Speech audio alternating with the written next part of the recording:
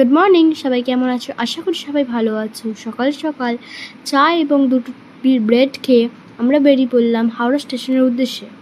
8টা ট্রেনটা 9টায় এসেছিল, 1 ঘন্টা ট্রেন লেট ছিল। তো আমাদের এখানে সবার গরমে হালাত খারাপ হয়ে গেছিল। আমরা ট্রেনে অনেক জার্নি করে এসেছি, অনেক মজা করে এসেছি, আমরা অনেক খাবারও খেয়েছি। এবার এসেছি আমরা দেবী বিষ্ণুপ্রিয়ার জন্মস্থানে। ট্রেনের জার্নিটা মা রেকর্ড করেনি।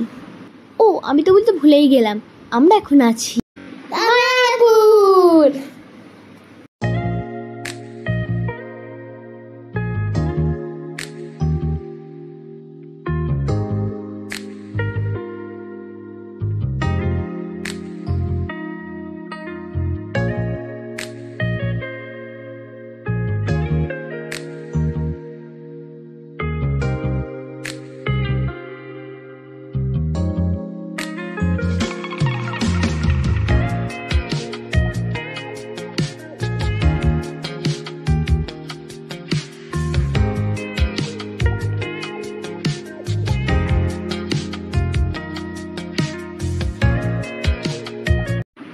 এখানে চারিদিকটা খুব সুন্দর।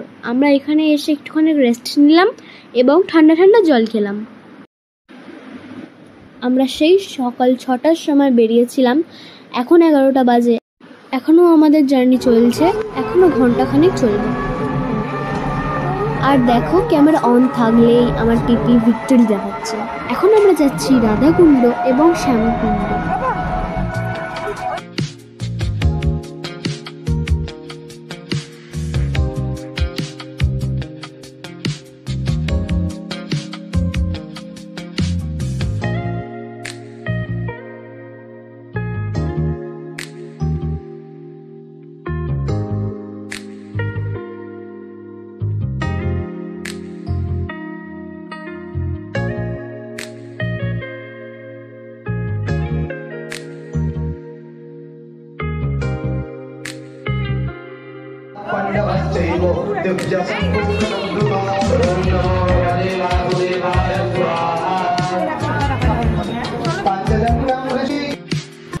এখানে এসে আমরা দেখলাম এখানে একটা পুজো হচ্ছে, যেখানে হোম হচ্ছে, কিন্তু আমরা এসে কোনো রকম মূর্তি দেখতে পাইনি।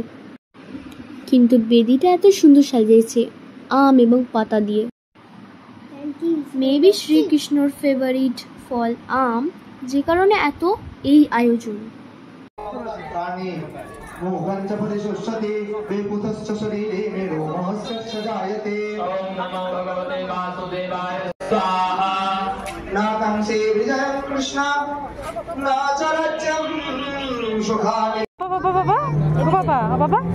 পায়ে গরম লেগে গেছে কেন?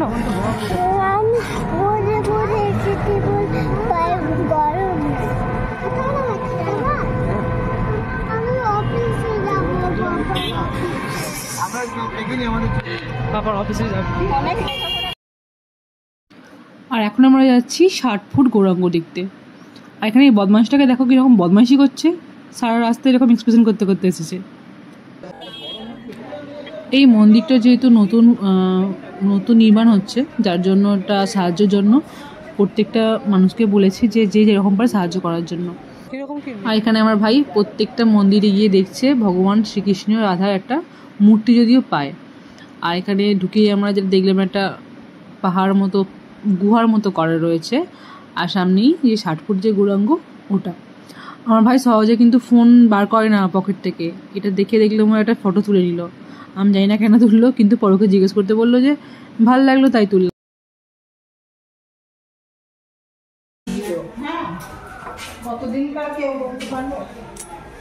এগুলো কি পাথর নাকি? কিন্তু ফাঁপা তো, পাথর নয়, ফাঁপা। এই যে আমার সামনে একটা খুদে ক্যামেরাম্যান, এ দেখলাম ভালোই ভিডিও করতে করতে যাচ্ছে। আমার থেকেও ভালো ভিডিও অ্যাঙ্গেলগুলো নিচ্ছিল। আমি তো সেরকম কিছু পারি না ভিডিও করতে, তাও ইচ্ছে হয় এগুলো রেখে দিতে ইচ্ছে হয়, তার জন্য তোলা। ওকে দেখো একদম গাছের মধ্যে দিয়ে ক্যামেরাটা নিয়ে গিয়ে বার করছে, বেশ সুন্দর হচ্ছে, দেখতে ভালো লাগছিলো আর কি। আর এখানে শ্রীকৃষ্ণের কিছু লীলা রাসলীলার কোনো মূর্তি রয়েছে দেখলাম। এখানটা গোটা পার্কটা জুড়েই চারিদিকে শ্রীকৃষ্ণ রাধা গৌরাঙ্গ নিতাই এদের সব মূর্তি। আর এই মন্দিরটা দেখে মনে হলো এটা একদমই নতুন, কারণ অনেক মূর্তির তো চোখই ফোটানো হচ্ছে দেখলাম, মানে মূর্তিগুলো এই সদ্য সদ্য তৈরি করা হয়েছে, এখনও কাজ চলছে, কিন্তু অনেক কাজ হবে যখন যদি ভগবান চান এখানে আমরা আবার আসবো এবং পুরোটা দেখতে পারবো। তো এখন অনেক কাজই বাকি আছে। সামনে জায়গায় দেখলাম কিছু অ্যানিমেলস রয়েছে এগুলো, আর এই যে আমাদের গৌরাঙ্গ।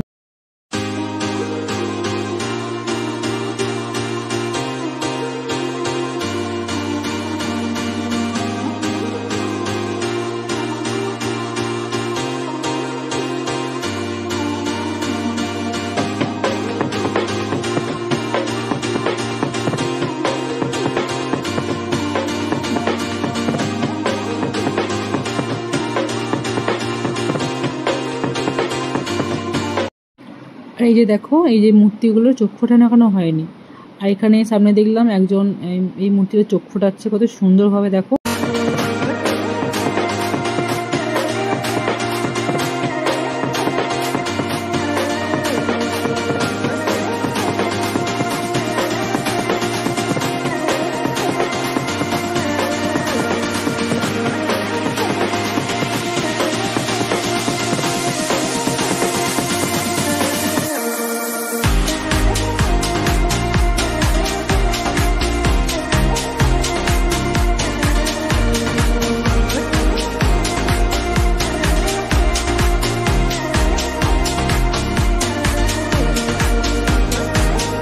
আর এই জায়গাটা একদম অসাধারণ দেখতে লাগছিল।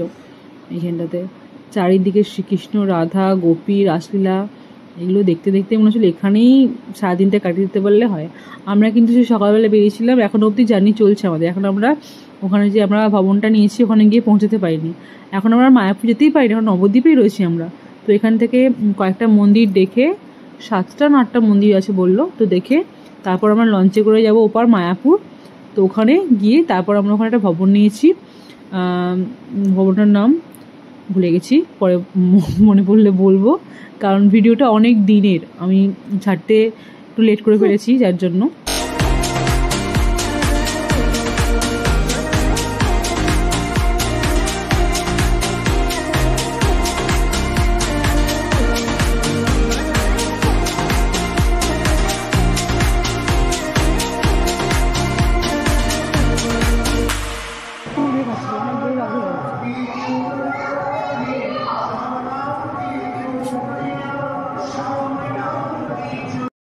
আর এইখানে যে মূর্তিগুলো রয়েছে মা শ্রীকৃষ্ণের সঙ্গে, রাধার সঙ্গে 4জন গোপী, এটা হচ্ছে মেইন যে মায়াপুরের মন্দিরটা আছে ওখানকার যে মূর্তিগুলো রয়েছে তারা দোলে বানানো, যেটা দেখতে খুবই সুন্দর লাগছিল।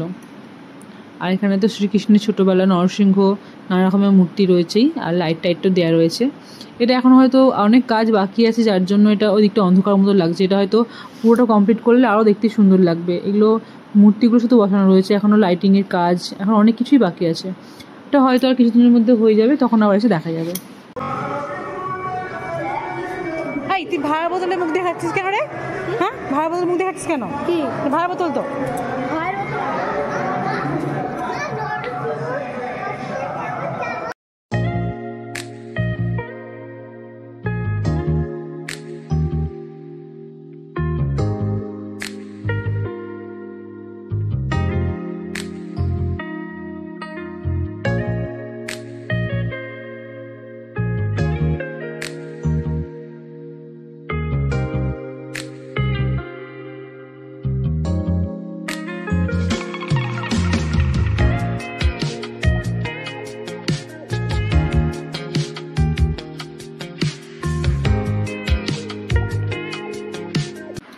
আর এখানে সিনটা একটু দেখো, পাপা 7 তারিখে বাইরে থেকে প্রায় 12 মাস 14 মাস পর ফিরেছে, যার জন্য এখানে ছেলের হাম্পি দেওয়া শেষ হচ্ছে না, সারাদিন হাম্পি দিচ্ছে, আদর করছে, 1 বছরে যত জমেছিল সব একদম উসুল করে নিয়ে নিচ্ছে, দিয়ে দিচ্ছে।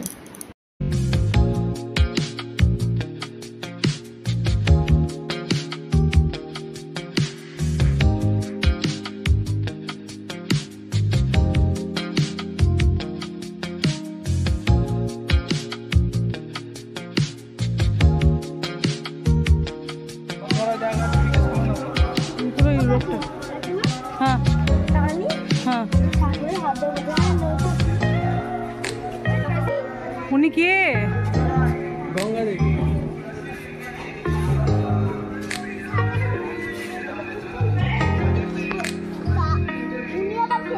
উনি আবার কে রে?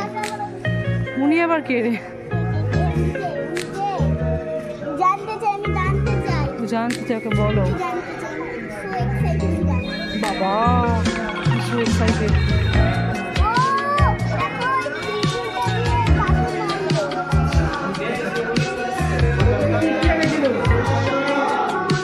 চা খাওয়ালেনি কিন্তু আমাকে, মাকে বল গেলে চা খাইয়ে দিতে।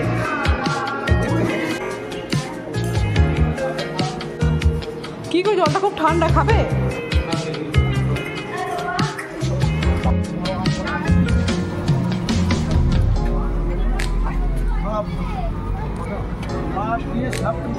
আমরা এখানে দুটো টোটো নিয়েছিলাম। টোটোর মধ্যেই ব্যাগপত্র বোঝাই করে আমরা ঘুরে যাচ্ছি 8টা মন্দিরের উদ্দেশ্যে। আর সবথেকে যেটা কষ্টকর ছিল যেটা হচ্ছে এতটা গরম ছিল, যার জন্য ওই খালি পায়েতে এই গরম রাস্তার উপর দিয়ে হাঁটতে সবারই মোটামুটি পায়ে ফুসকা পড়ে গিয়েছিলো। সবাই একটু ঠান্ডা খুঁজছিল, যেখানে একটু ছাওয়া মতো আছে হেঁটে হেঁটে যাওয়া যায়।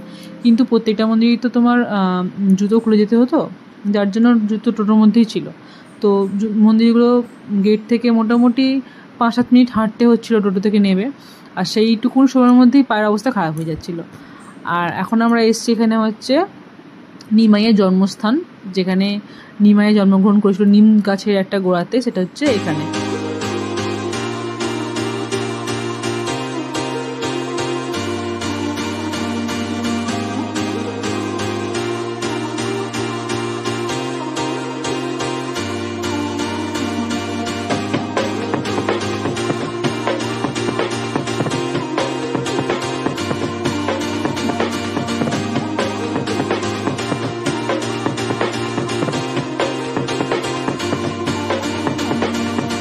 আর এখানে সব থেকে অবস্থা খারাপ ছিল আমার হাজব্যান্ডের।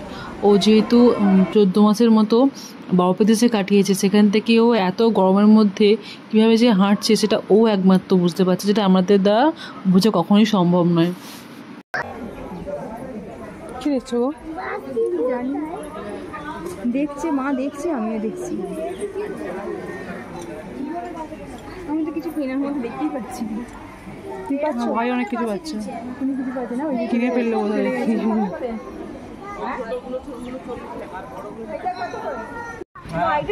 মন্দিরের কাছাকাছি দাঁড় করা, ওকে হাঁটতে পারছি না বাচ্চা নিয়ে।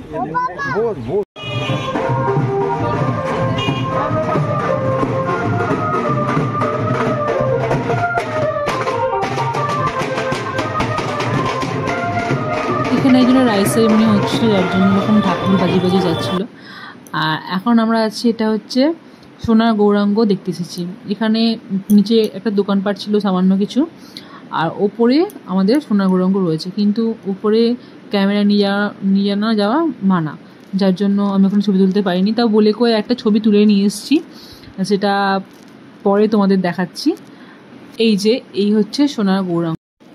এরপর আমরা এলাম জগাই মাধাইয়ের যেখানে দীক্ষা হয়েছিল সেই স্থানেতে। তো অনেকে বলছিল আমরা এখানে কেন আসছি, এরা তো খারাপ লোক ছিল, এখানে এসে শুধরে গেছিলো, সেই জন্য এদের মন্দির করা হয়েছে। মূলত এদের মন্দির না, এখানে তোমার যে দীক্ষাটা নিয়েছিল এই জন্য। আর জানি না কেন এখান থেকে আমার যে ক্যামেরা অ্যাঙ্গেলটা কী হয়ে গেল, মনে হয় গরমে মাথাটা খারাপ হয়ে গেছিলো, যার জন্য আমি কীভাবে ক্যামেরাটা ধরেছি বুঝতে পারছি না, যেন ওটা উল্টে গেছে।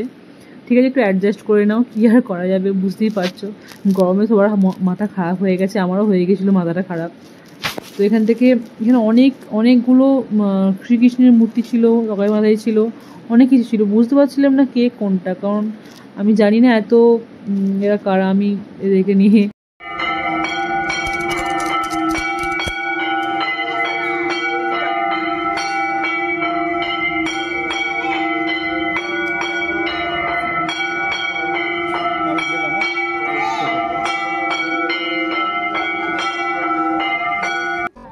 এই পর্যায়ে এসে মোটামুটি আমাদের মন্দির নবদ্বীপ থেকে এখন মায়াপুর যাচ্ছি আমরা মন্দির টন্দির দেখে। আর এখানে আমাদের সবাই দম শেষ, শুধু জল খাচ্ছে আর ভাবছি কখন আমরা গিয়ে একটু রেস্ট নেব, একটু খাবার খাবো, কারণ মোটামুটি 1:30 বেজে গিয়েছিলো, তখন আমরা এই লঞ্চের মধ্যে বসেছিলাম। আর এখানে আমার ভাই একটু ক্যামেরা কনসিয়াস, ও ছবি তুলতে পছন্দ করে না, তাও আমি জোর করে কতগুলো ছবি তুলছিলাম। এই যে লঞ্চ আমাদের ছেড়ে দিয়েছে, এখন আমরা যাচ্ছি মায়াপুর। তোমরা নিশ্চয়ই দেখতে পাচ্ছ না বলতে পারবো না, দূরে দেখা যাচ্ছে মন্দিরের চূড়াটা। তো ভিডিওটা এখন চলবে, একটা পার্ট আসবে নিশ্চয়ই, খুব শীঘ্রই জানার চেষ্টা করবো। দেখা হচ্ছে পরের একটা ভিডিওতে।